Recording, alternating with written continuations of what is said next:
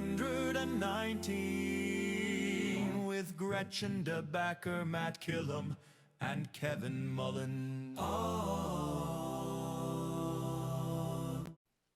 Welcome into the 419, powered by WGTE and presented by Witro Wealth Management. I'm Kevin Mullen. Gretchen DeBacker. No Matt Killam today. I know, it should be a good show.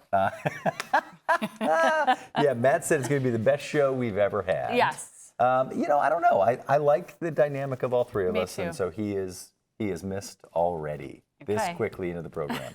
That does not bode well for me. No, I miss you too when Yes, you're gone, okay, good. Gretchen. Thank you. That's true. It's Wellness Wednesday. It is. Presented by our friends at WorkSpring. We've got a jam-packed show. We're going to talk about a lot of different topics. We'll inevitably touch on mental health and wellness. And so we've got Michelle Blue who's going to be joining us. We've got Jillian Cowell from Waterville Primary is going to be joining us as well. And then we've got two people that I really enjoy them and I'm excited about the conversation. Father Geoff Rose, Father Joe Newman from St. Francis, the outgoing and incoming presidents of that school, talking about leadership transition, succession planning, something that I think the nonprofit space doesn't do very well. Right. And so I'm excited to hear kind of the origin of some of that and what this empowers St. Francis to be able to do. They're doing some incredible things, just broke ground on a new facility. And so I didn't know that. We'll hear all of that. Yeah, they've got a big new athletic facility. In the back there? Going in the back. Nice. Correct. So that'll be great. Excited to hear more about Yeah. that. It is Wellness Wednesday. It is. I do want to talk, we're not supposed to, as part of public media, endorse products or services or businesses. But you're going to anyway? I'm going to anyway because it's on its way out, and I am heartbroken for our community. My beloved pharmacy, Westgate Family Pharmacy, announced that they are closing, as inevitably happens, right? When you've got a small business at Cricket West, a small business owner that wants and deserves to retire. Right. And You've talked about her before and how meaningful she is to you and your family, how attentive she was. I've never been there, so I don't know. What is her name? Najwa, the pharmacist there, is just an incredible human being. And it truly, I've had my own share of health challenges we've talked about on this show. And there are very few healthcare professionals that I believe actually care about me and my family.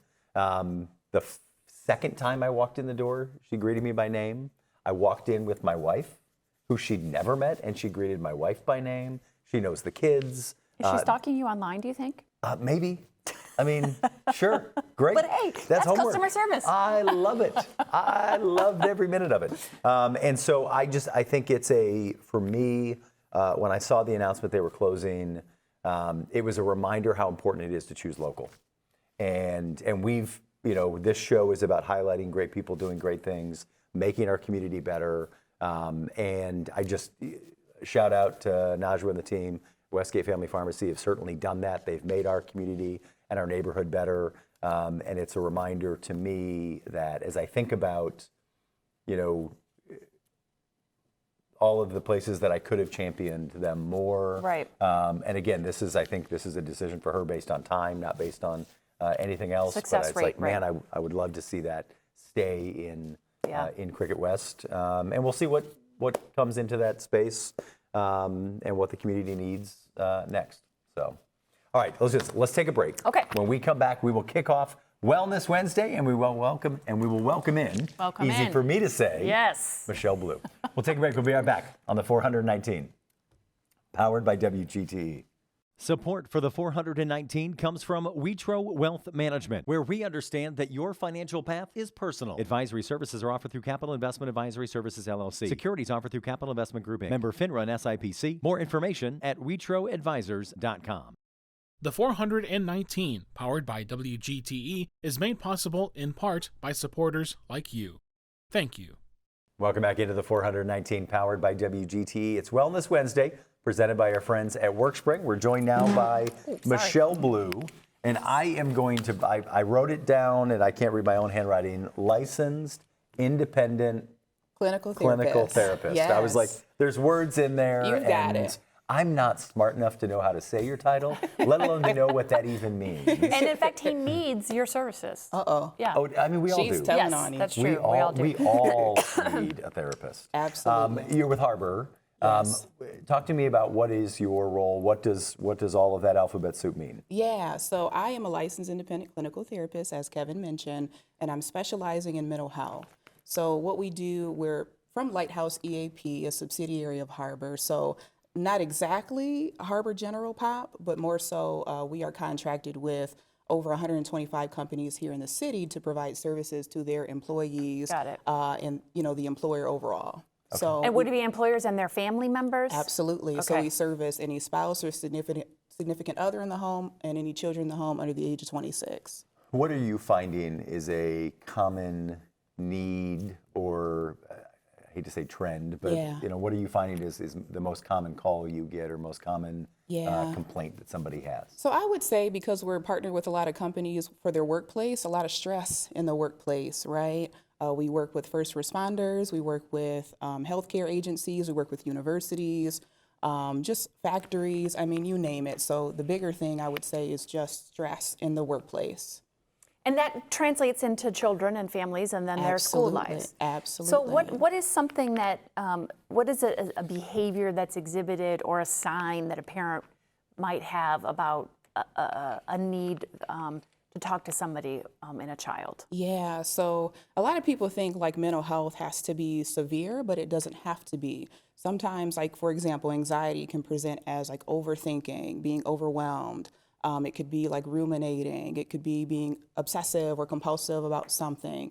Even with depression, it doesn't have to mean that you're having a depressive episode, but it could be, hey, I have a lack of motivation. I don't feel like getting out of the bed. You might see kiddos, their grades start to drop, or some uncanny behaviors that kind of come from them that hey, like, this is, something's changing here, right? If you don't see something like that, is it a thing to have your child talk to someone preventive as a Yes. preventive measure? Yes, so I think you hit the nail right on the head there. So with Lighthouse EAP being a subsidiary of Harbor, what we specialize in is preventative care. So much like if you would go to your primary care provider to make sure you're doing your routine visits to hopefully help you catch something before it materializes into something else, that's what we do with our counseling services. So the biggest thing that I like about our organization is you don't have to have a diagnosable issue. You can literally come in and talk to us about stress, right? Which is not necessarily diagnosed in the DSM-5. So you don't have to have a diagnosable issue. We offer phone appointments, video appointments, in-person appointments to meet people where they are. And again, that benefit is free, given through parents and their employers down to the children. Give me some advice or tips for people that are trying to manage stress, that are trying to manage the chaos. Yeah.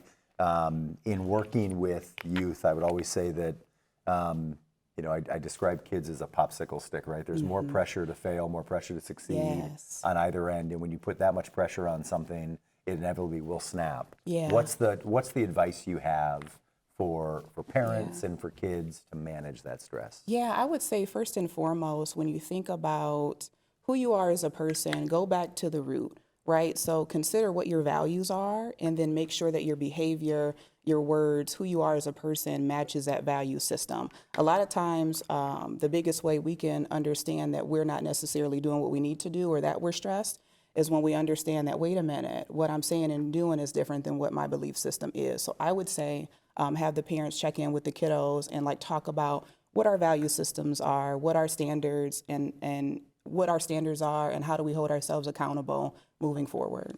What's some data that you have as it relates Yeah. to kids and families and sort of the current state that we're in? Oh, you would be surprised. Yeah. But I did bring a few stats today, if that's okay to share. Yeah, sure. So approximately 1 in 7 youth ages 10 through 19 globally experiences a mental health issue. For depression, nearly 1 in 5 U.S. teens had at least one major depressive episode in the past year, which is significant, right? Anxiety, over 20% of adolescents had a diagnosed anxiety or depression condition in 2023. Of course, we would be remiss to not mention suicide and risk with that. So suicide is the second leading cause of death among people aged 10 through 14, and 20% of high schoolers seriously considered suicide, with 9% attempting it in 2023. Girls and LGBTQ plus youth report significantly higher rates of sadness or hopelessness. And we're also seeing a trend in increase with comorbidity of mental health and substance use, specifically marijuana.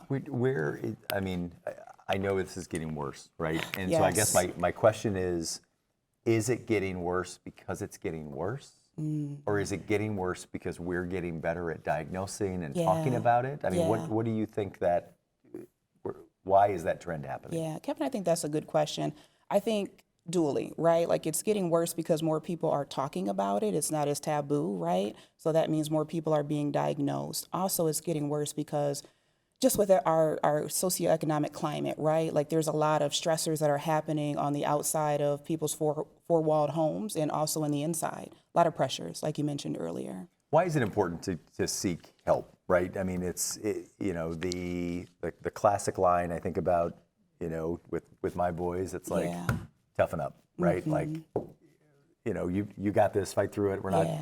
Why is it important if something, or maybe it's a two-part question. Why is it important to get help? And what are the lines that sort of determine, like, now it's time to get help, right? Like it's made it past this point. Yeah, I would say it's important to get help because you want to be well, right? And we know that not only does mental health impact us personally, it impacts everyone that we come in contact with.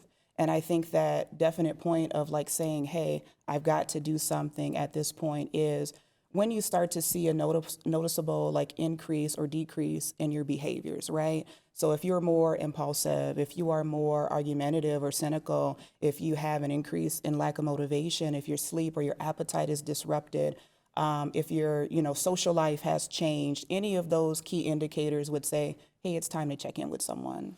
One of the taglines that Harbor uses, and you have on some of the materials in front of you, is support, not stigma. Yes. Because so many times a mental health diagnosis is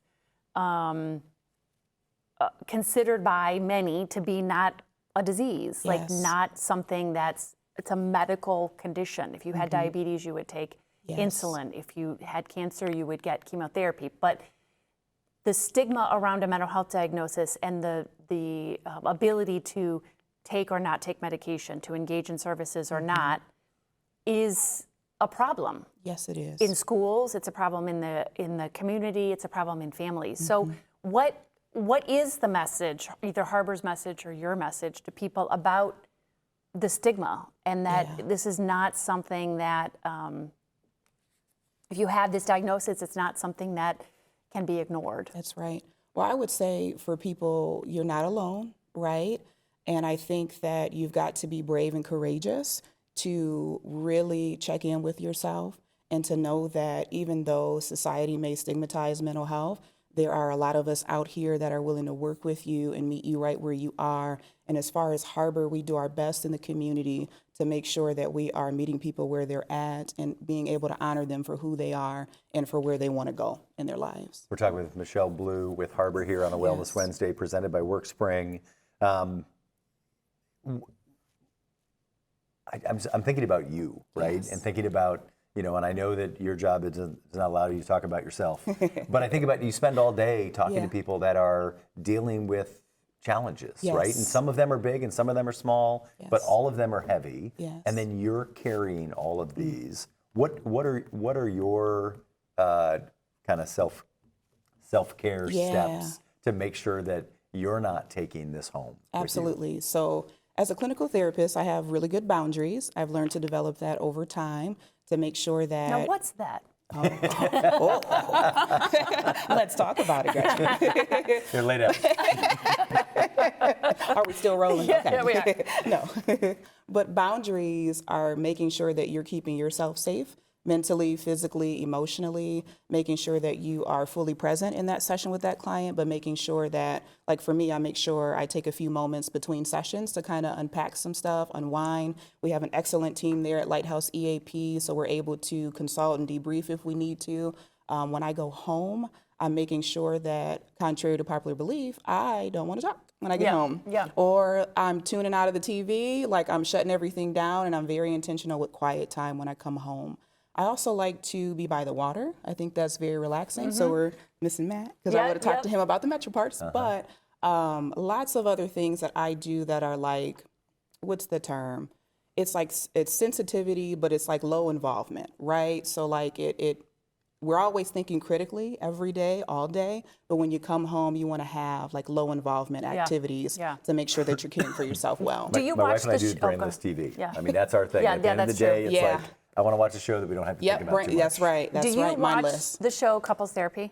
You know, I've seen clips of it on social media, but I've not tuned in. It's a good show. At least I think it's a good show. I don't know how realistic it is. But one of the things that's interesting to me about what they portray on the show is exactly what you just talked about, what she does in between the sessions. Yes. She sits and sort of, you can see it, you know, You center centering yourself. herself. Yep. She looks at her notes. That's right. She has a dog in there, her dog that she, you know, that she pets. And That's she right. sort of, it's just sort of an interesting representation of what you were just talking about. Yeah. How bad is social media for young people? It is terrible. I don't mean to like give you the answer in the question, but if you could wave a magic wand and make a policy in this country about social media for the benefit of your clients, what would it be? I would say to only friend people that you know or people that you might look up to. So be mindful of who your circle is and the things that they're doing. I would also put a time limit on how long you're on social media, because then we can get into the whole thing of doom scrolling and then exposing yourself to adverse events, which can also increase mental health issues. I would also say to be mindful of the comparison, right, of yourself to other people, because social media is very easily to do that. So I would say kind of reel back a little bit on that.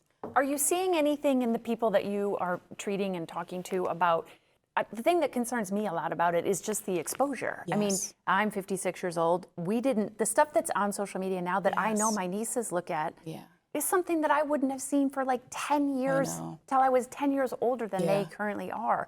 And the exposure to that and being able to look up stuff, to me, is alarming. It is. It's kind of like how some people will say, oh, I don't want to be Dr. Google. It's like when you go to your primary care, you're like, hey, oh, I did a sneeze or I did a cough. Now, like, I have the worst case scenario, right? We're automatically jumping there based off of all the research that we can do. WebMD will always take you to cancer. That's right. I'm telling you, you're going there. Like, I have a splinter. I have a splinter. It's not cancer. Or I have a common cold, You right? never know. So with social media and mental health, it's the same way, right? So a lot of people get on social media. I know TikTok is really big at that. Like, a lot of people are self-diagnosing themselves. We've got to be very careful and make sure you see a professional to really check in with you and what's going on. You guys have got an event coming up later this summer, July 18th. Talk to me about what is happening. What is the Harbor Walk for Hope? Yes. So Harbor Walk for Hope is very similar to the NAMI event that just passed, but basically it's a community event that helps to bring awareness to mental health. It also offers a lot of community resources, free, right? No cost. So I would just say everyone come on out, support the organization, but more so mental health, which is the overarching term. It's on July 18th. It's from 10 to 1, rain or shine, and it's going to be at the Ribbon at Glass City Metro Parks, 1521 Front Street, Toledo, Ohio. Lots of activities, music, and fun. If you could give people, again, we'll go back to your magic wand, right? Give people some advice, a change to their daily routine, something that will improve their mental health.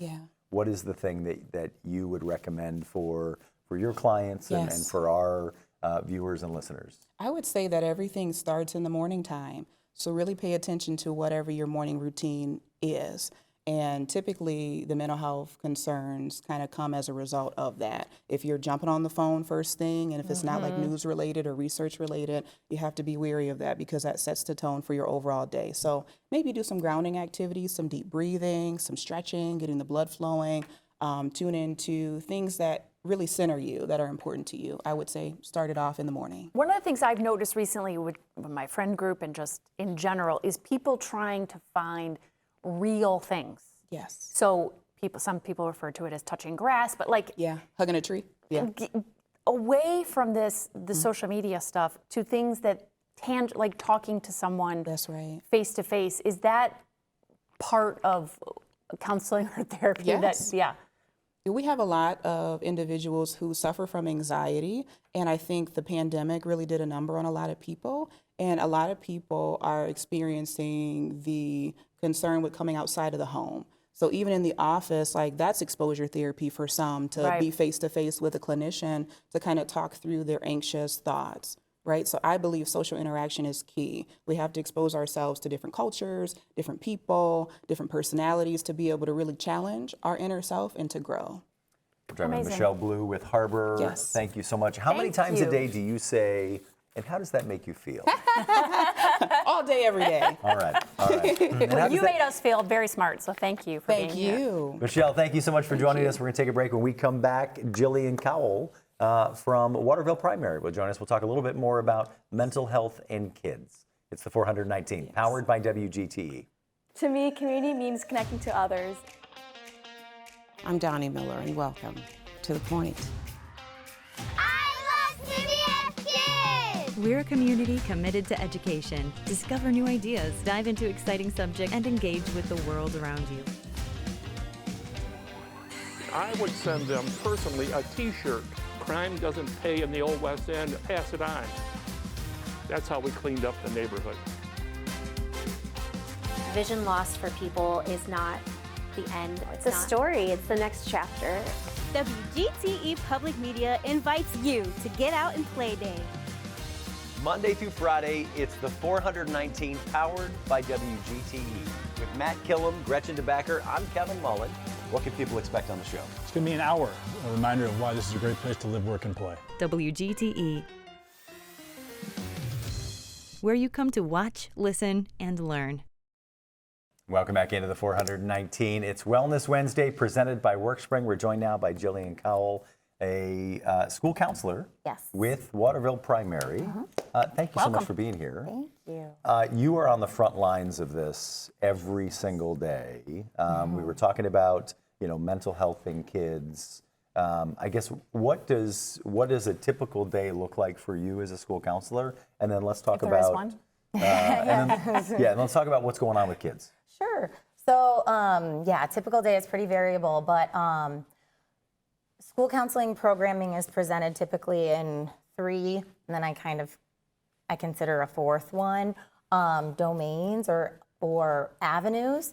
So classroom counseling lessons are scheduled throughout the year, so I do visit classrooms frequently.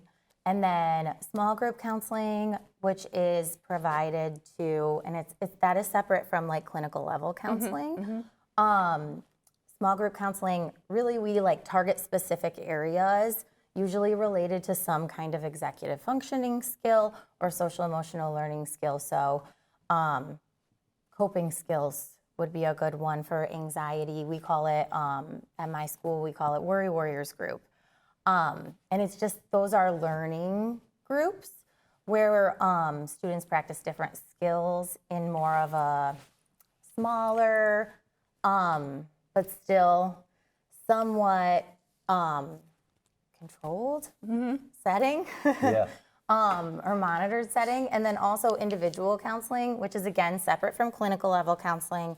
So not quite as intense, more like regularly scheduled or as needed check-ins, I would say more accurately describes that. Not quite what a teacher would do, but not also what a clinical therapist would do. So you're sort of the in between those two. Correct. Does that make sense? Yeah. Okay. So more intensive intervention than what the classroom teacher can provide, particularly associated with like mental health concerns, and then not at the level of clinical counseling support yet. You mentioned social emotional. That is a term that I don't believe was used when I was in school. Yeah. It has, And it shows. Well, no, I would not be described as having high social emotional learning. Probably for not just you. What me too. is that, and kind of why is that important as a key component of education today? Sure. So there's actually social emotional learning standards in the state of Ohio that we are required to teach and support students with.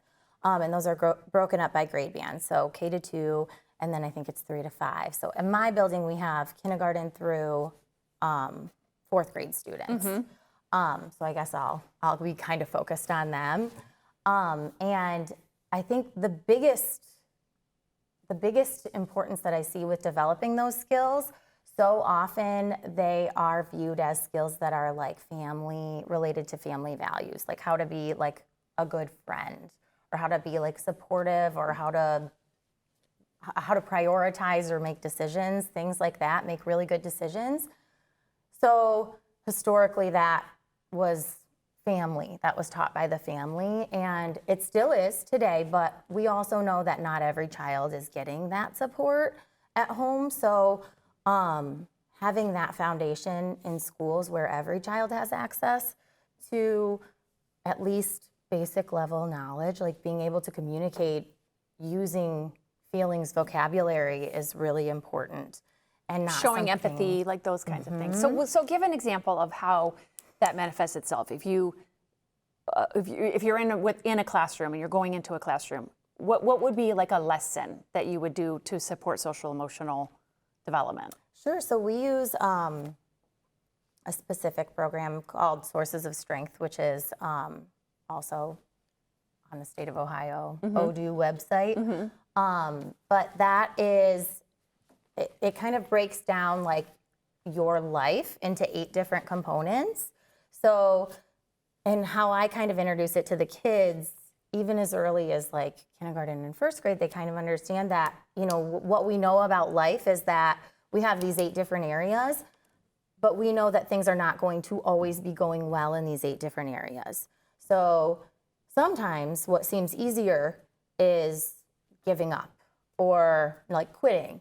And then we talk about the problem with making choices like that, or the problem with not knowing how to push through challenges, is that it really is limiting to not only like the child's ability to be successful academically, but also socially. So working out problems with friends is a difficult skill. It's not an enjoyable thing to do. But we know that no one person is going to be in agreement with us 100% of the time. So that is a skill that's important, so that we don't end up quitting, giving up, losing friends, and then not knowing how to work through these issues, which are going to present themselves all the time. It seems like such a complex problem, right, to try and address, because if you're talking to a little 6-year-old, a 1st grader, and they learn about, let's just say, empathy or trying to work something out with friends, and then they go home and they don't see that, or they don't experience it, that must be then confusing to them. So do you also work with parents on this type of sort of education or training, or is it just, are you simply trying to reinforce it in the school environment with the kids? So a lot of elementary school counseling in particular, a lot of that is working with families too. And those are kind of, the way that I work with families is kind of on a tiered basis. So kind of like my programming is presented, whole school, classroom, small group, and individual. That's kind of how my family communication works as well. What I find mostly with the families that I communicate with individually that is really helpful is just sharing my own experience with similar issues. So I have like always had pretty intense anxiety from the time I was little. So when, you know, that shows up in an elementary student in my building, that looks a lot like perfectionism, and it looks just like we want to do everything right, and like hyper-focusing on things that we really should just tell them, those don't matter. Why are you worried about that? Why are you stressing about that? Right. Those are very real stressors. So yes, we need to teach the child to move past those and be able to cope and move on productively, but also we do need to support that that feeling is real and legitimate. And I'm going to try to avoid using the word normal, but it is not unique to that child. That's not the only child experiencing those feelings. What advice do you have for parents that, you know, I think about my own kids, you know, they my firstborn is, we're teaching her what type A is, and she is Yeah. very type A, right? And she's incredibly talented, does very well in school. I so badly want her to get a C on something now. I could teach her that. Right? Yeah. No, I know. I was very good at that. But she's a perfectionist, right? And so what can I do? What can other parents do to help break down some of that pressure to be perfect and help kids regulate? Because when my daughter's stressed, me saying this isn't something worth stressing about Doesn't work. apparently isn't helpful. Yeah. That's like Yeah. saying calm down to your wife. I know. Wait, I'm not supposed to do that? No, Kevin. Oh, You see? need to get Michelle back out here. All right, She can hang help on. you. Yeah. All right, Michelle, come on. So, go ahead. Advice for parents. I guess what I have found that, in my role, like starting out as a new school counselor, this was not something that I was good at by any means, but kind of naturally as I kind of was assessing what approaches worked and what approaches were not as well received, especially by families too. What I think works is to communicate with children like they're what they are, little people.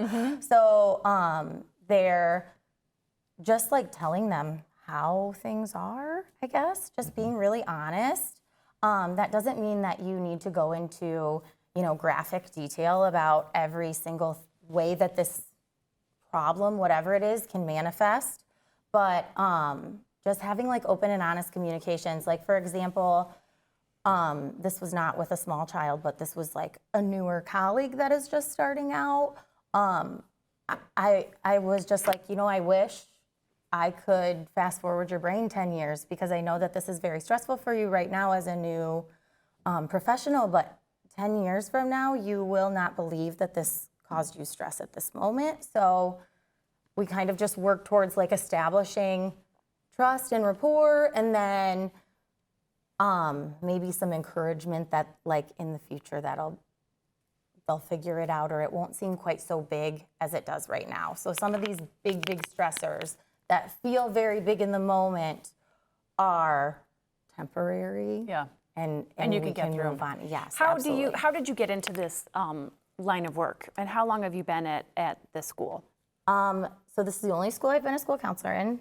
This is my, I think, 13th or 14th year. Okay. But I kind of fell into it. So I have a psychology degree, a bachelor's of arts in psychology, and then I didn't know what to do with that, and you kind of need further education to do anything like related. So a friend of mine was starting her master's program in school counseling, and I was like, maybe I would like that. Yeah. Honestly, I thought the schedule sounded kind of nice. Sounds good. But I fell into it, and it just happened to be really aligned with like my personal skill set and my values also. What I guess talk to me about like childhood, kind of what did your parents do? What got you kind of wired to want to be in a school environment? Obviously the allure of the summers is helpful, but the reality is it's stressful. Oh, absolutely. 10 months out of the year. Absolutely. And summers are not quite as extensive as 2 months either. So that can be like a little condensed. But my parents both are, my dad was the first in his family to be college educated. My mom's family, that was a huge focus area for them. So they really encouraged all of us. I have 4 siblings. They encouraged all of us to pursue college degrees. So that was a real value and priority in my family. They are not educators. Neither of my parents are educators. But the value of like kind of supporting each other and working together and building community and roots that you can then depend on later on was like very much instilled in me from my childhood. So that could have contributed. I think that there's probably multiple factors that led to me ending up in education. But I can't really pinpoint just one or the other. It kind of just fell into place. We're talking with Jillian Cowell with Waterville Primary. What's your favorite part of your job now? it's people work thankless jobs. This is not a thankless job. So I am overly appreciated, overly thanked. Like sometimes I feel like it's not necessarily deserving. Well, that's very nice. Yeah. So, but really what is beneficial is being able to see the changes in the growth and the meaningful progress forward that these kids can make with the support of their families and the support of their school. So just kind of promoting collaboration, and really our school's theme is like, we're better together. For the last couple of years, that's what we've been focused on, and it really is like literally true. We need each other. So that's, I guess, the best part of my job is seeing that all come together. I'm so happy that you're appreciated. What is something that you, so much focus now is on the 0 to 5 space, and I know that as a school counselor, you don't deal with 0 to 5-year-olds, or 4-year-olds. What's something that parents or grandparents can be doing with their kids, if you know, in that time frame to get them ready? What would be a priority to get them ready to be a positive influence in the school environment, to be able to adapt to it once they get there? So I'm going to say just like using emotion language, feeling language. I have started this year, when I speak specifically about feelings, our students will give us the answer like most people, most kids will say good feelings and bad feelings.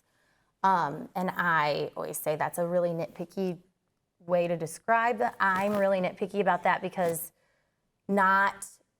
things are going to happen that are going to make us feel sad or angry or worried. And if we call those feelings bad feelings, that that can kind of make me feel like if I feel sad or if I feel worried, that I am making a bad choice, which is not accurate. So it's really, really important, and this is taught and then corrected. Probably everyone in my building is very tired of hearing me say that feelings are not good or bad, but we call the feelings that we like having comfortable feelings, and then the feelings that we don't like to have, are not as enjoyable, or uncomfortable feelings. So that's I think just really maybe normalizing communicating about emotions and big feelings or little feelings, and then how do we move past those? So do we take some deep breaths? Do we take a break and do something different for a while? Like shift our focus a little bit. Do we talk about it? What is going to help us move from this place of elevated, heightened emotion to a place where we're calm and focused and able to do our best? So amazing. Thank you so much for being here and sharing that information for us on Wellness Wednesday. I love it. Yeah, I me love too. it. In my household, we don't have good words and bad words. We have adult words. Oh. And very words. different. Yes. Very different.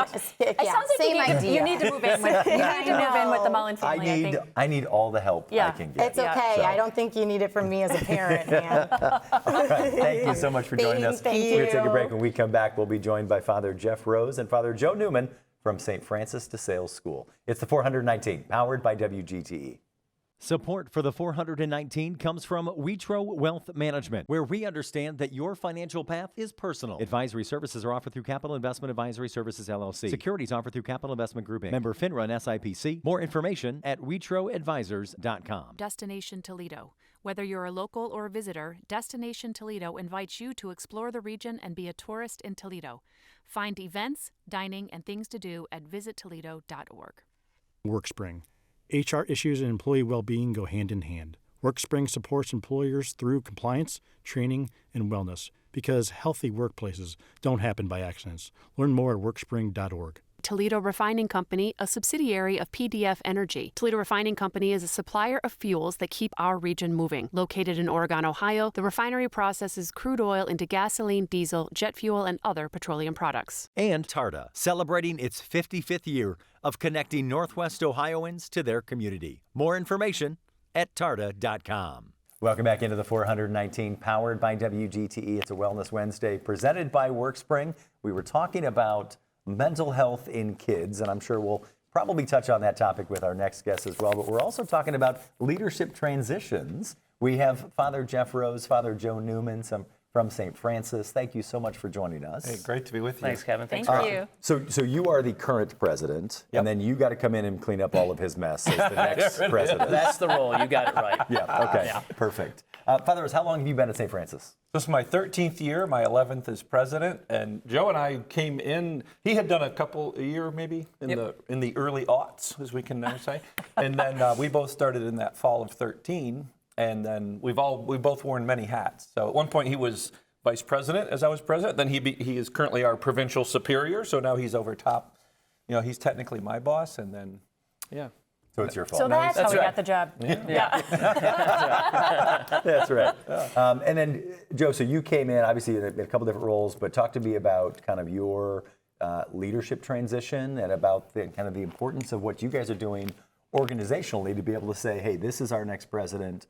I'm really, like we talked about it in the intro to the show, nonprofits do such a bad job of succession planning, right, and preparing the next generation of leader and thinking. So I'm curious, how long ago was this? Maybe I'll start with you, Father Rose. How long ago were you looking at Father Joe saying, oh, I think this is our next president? I think when we, as a school, named him as vice president, it was with the thought that he would be next president. And so then, sort of an action of the Holy Spirit that we elected him the provincial superior, that kind of changed that plan. And then another change within the Oblates, I think, made it more obvious to us that, no, I think, this was always the plan. So, but you're right. I mean, when I came in, Father O did the job for 37 years. I was in third grade when he started as president. I'm 55.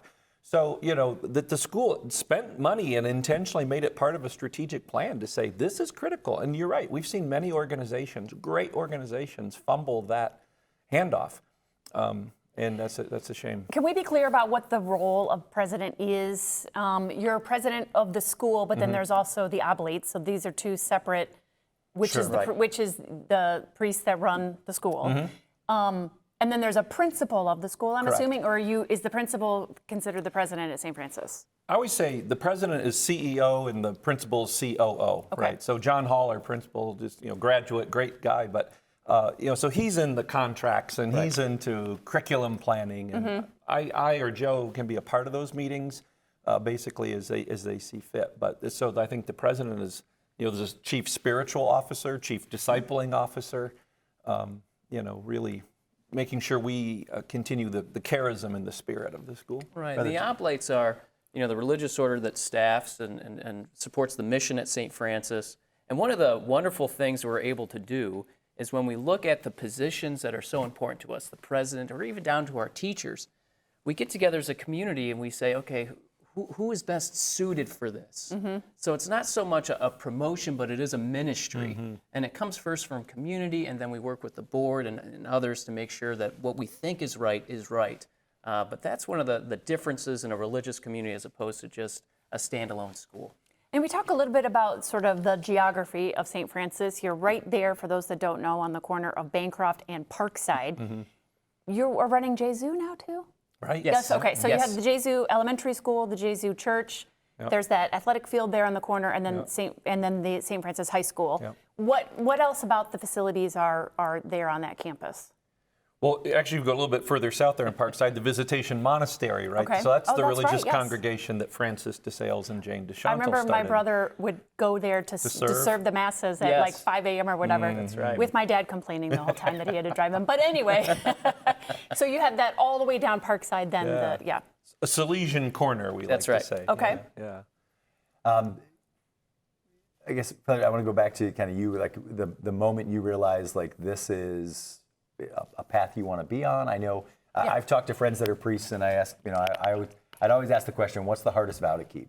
And inevitably, I'm going into this as an immature, guy thinking I know what the answer is.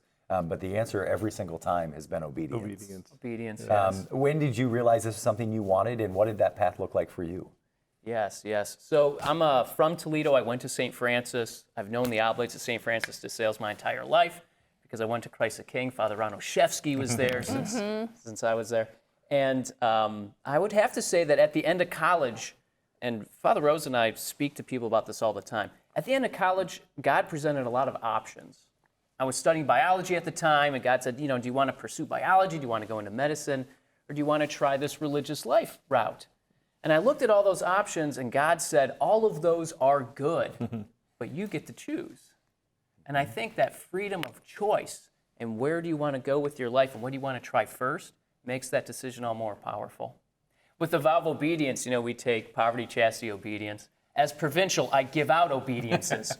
I can tell you it's more difficult to give an obedience than receive one. Yeah. Because you feel really humbled by having to give such direction. Yeah.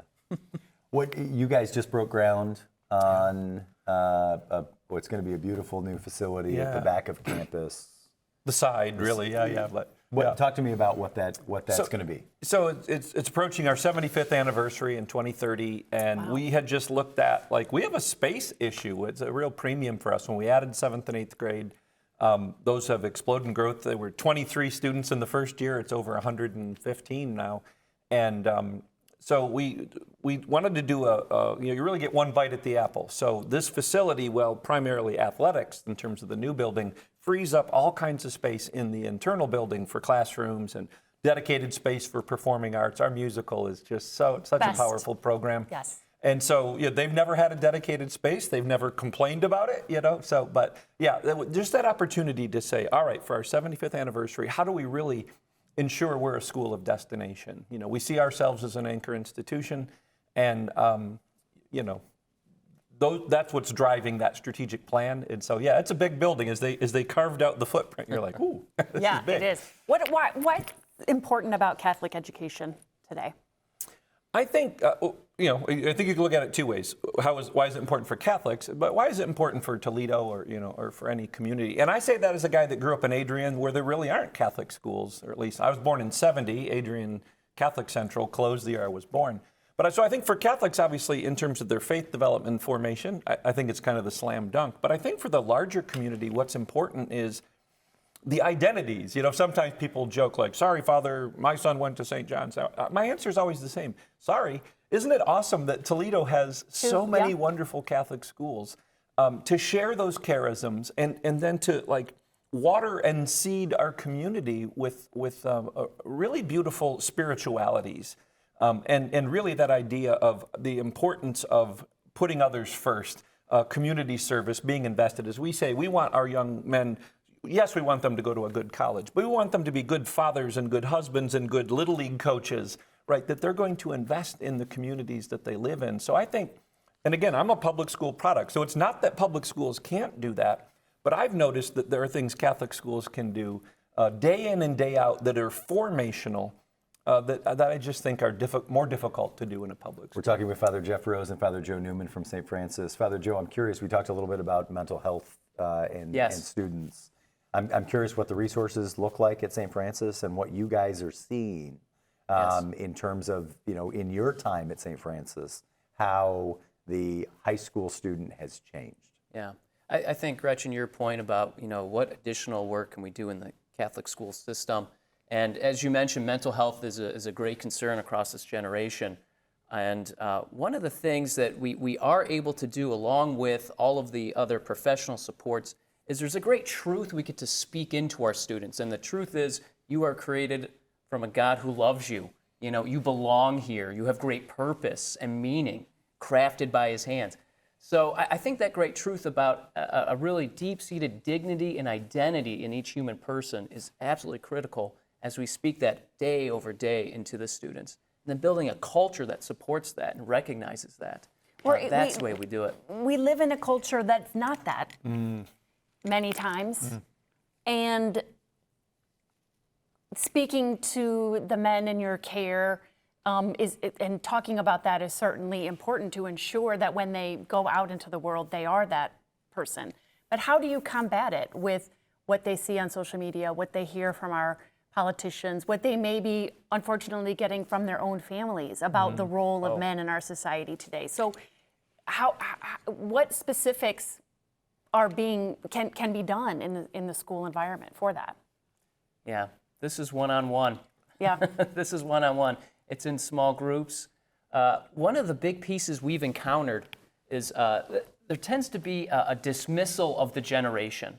I think you'll often hear, adults saying, oh, the youth of today or this generation.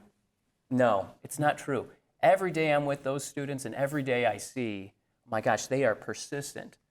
My goodness, the things they carry, the way they schedule themselves, the way they're able to get back up, the way they're able to encounter failure and all this.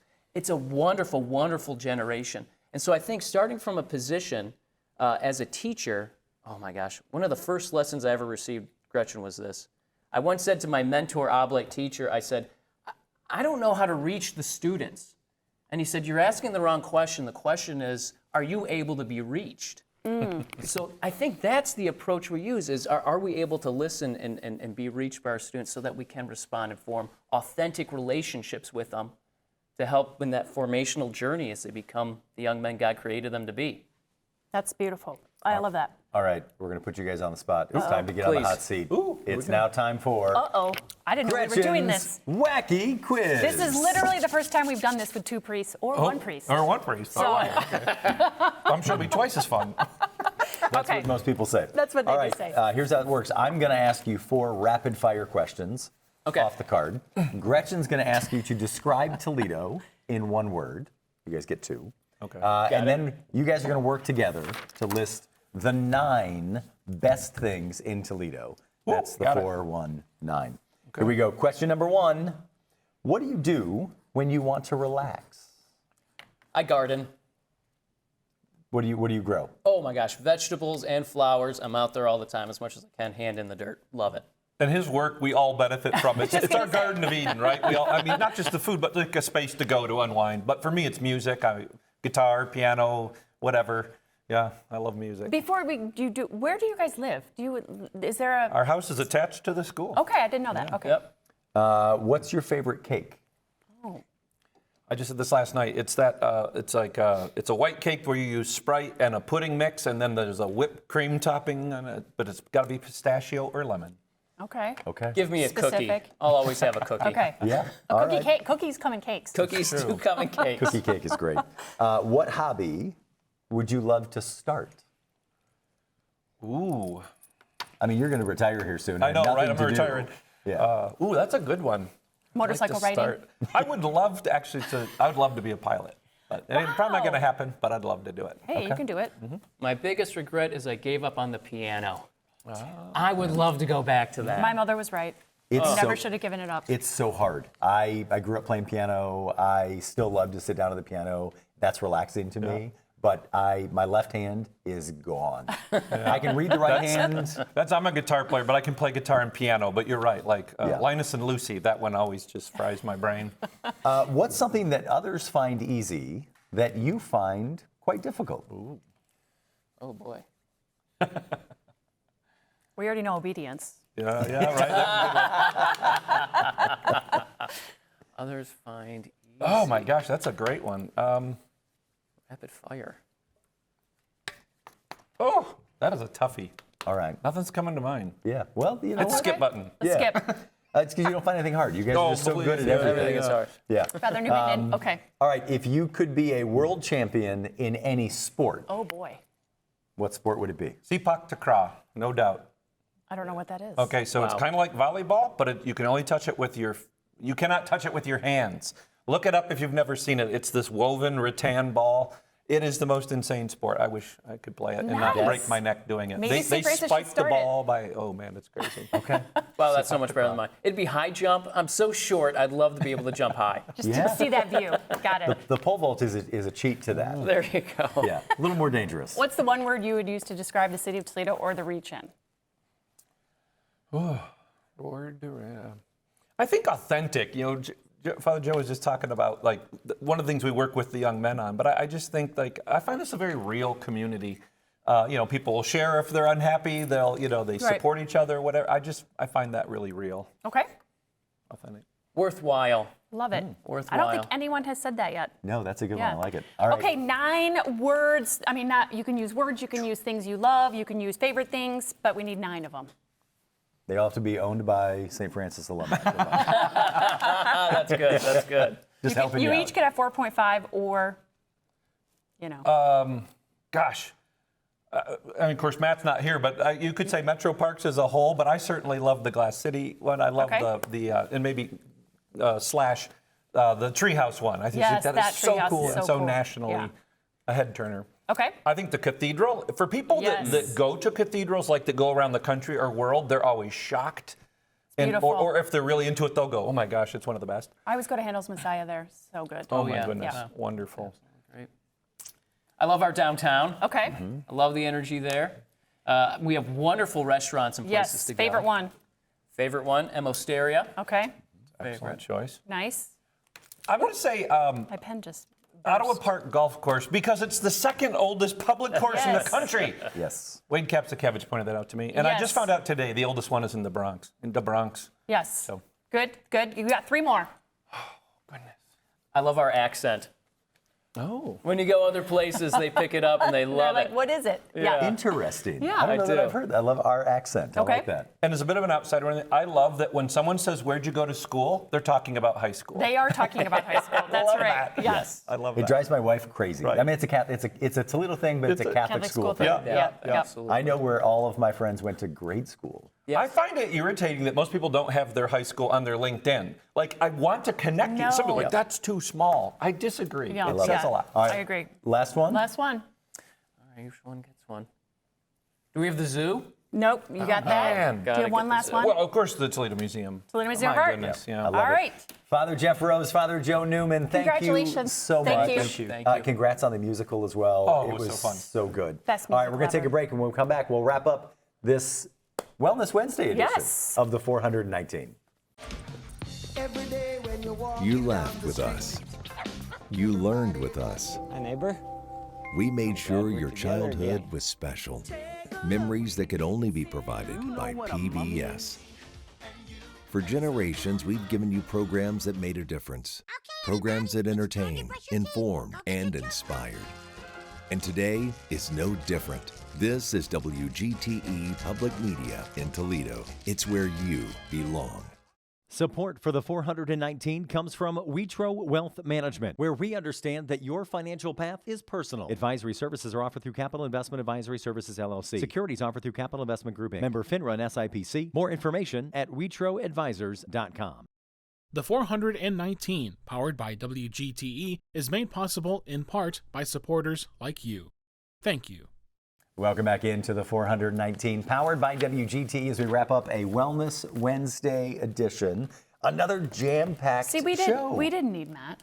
No, we never did. No. That's not true. It was good. That's because Michelle carried the show for us, so that was awesome. Jillian was awesome. And then, you can't beat them. Father Rose and Yeah. Father Joe Newman Yep. are just good people doing incredible work, and that's painful for me to say. Yes, as a I St. know, John's it's hard for grad. you to admit. But I do genuinely love both of them, and I'm a big fan of the work that they're doing, and it's important. Jillian said something that I love so much: comfortable feelings versus uncomfortable I feelings. like that. It's I'm going good. to take that with me. If you missed any part of the interview, you can catch it 7 a.m. on YouTube, 3 p.m. on FM 91, or 6 p.m. on WGTE Connects channel 30.4, of course, online, WGTE.org/the419. It's the 419, powered by WGTE, presented by Witro Wealth Management. The 419, powered by WGTE, is made possible in part by supporters like you. Thank you.